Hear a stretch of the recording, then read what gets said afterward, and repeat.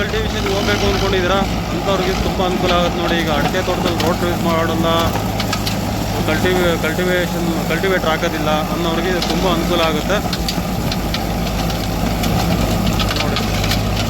ತುಂಬ ಚೆನ್ನಾಗಿದೆ ಕ್ಯಾಶರ್ ಮಾತ್ರ. ಕಸ್ಟಮರ್ ಬಂದು ನೋಡಿ ದೊಡ್ಡ ಗಿಡದಲ್ಲೆಲ್ಲ ಚೆಕ್ ಮಾಡಿದ್ರು, ಅವ್ರಿಗೆ ಓಕೆ ಆಗಿದೆ. ಆಗಲೇ ಥಮ್ಸ್ ಅಪ್ ಮಾಡಿದ್ರು ಕಸ್ಟಮರ್. ಕಣ ಆಗ್ತಿದೆ.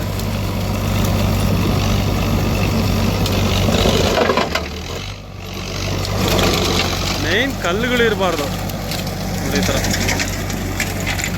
ಕಲ್ಲು, ಈ ಥರ ಕಲ್ಲು ಇರಬಾರ್ದು. ಕಲ್ಲಿಲ್ಲ ಅಂದ್ರೆ ಒಂಥರ